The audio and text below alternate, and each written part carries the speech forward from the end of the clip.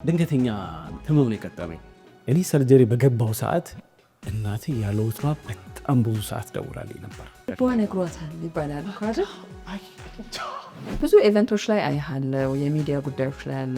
እናቴ በጣም ቁጥር አንድ አድማጭ ነች።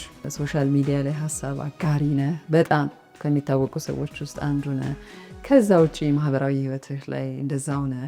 መድረክ እመራለሁ፣ ማስታወቂያ እሰራለሁ፣ መጽሐፎች ተርካለሁ፣ ቮይስ ኦቨር የሆኑ ስራዎች ምናምን ሲኖረው ልክ በተመሳሳይ እንደዛም አደርጋለሁ። እነኚህ ሁሉ ነገሮች በየትኛው ጊዜ 24 ሰዓት በጣም ነው ናት? የቱን ነገር ሊቀንስ ነው? አሁን ከቤቴ ጋር ያለኝ ወዳጅነት በጣም የጠነከረበት ጊዜ ነው። በደንብ ሶሻል ሚዲያው ላይ ርብርብ ሲደረግ ማይቼ ነበረ። አራሸክሩኝ ያልተፋውጠት በጣም ብዙ ሰዎች ተባባሪ ናቸው ከአንተ ጋር ለመስራት እና ስለዚህ ማንኳኳት አለብን ማለት ነው። ምን አስበህ ነበር አሸክሩኝ ያልከው? የዚህ ትውልድ አባል ስለሆንኩኝ ነው። አይ ራሱ እስኪያንኳኳ መጠበቅ ነው የሚል አንዳንድ ኩራት አለ አይደል? ከንቱ ኩራት ምንም አይሰራ። ስለዚህ ምን አይነት ምላሽ መጣ? በስማ መቆጣጠር ቻልክ? በጣም ከአቅም በላይ ነበረ። በቃ እኔን ለማሸቀር በጣም በርካታ ሰዎች መጥተዋል።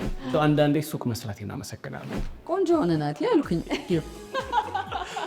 ማረብኝ። በጣም ምን ህይወት ውስጥ አብዮት የፈጠረ ሰው ብዬ የማስበው ሰው አለ። መምህር መንገድ አሳየ። የኔ ቀጥ ያለ መንገድ ነው። ደግሞ እድለኛ ነኝ። ትቺ ማለት እድለኛ ነኝ ብዬ ስነግርሽ እውነት ለመናገር እድለኛ ስለሆንኩ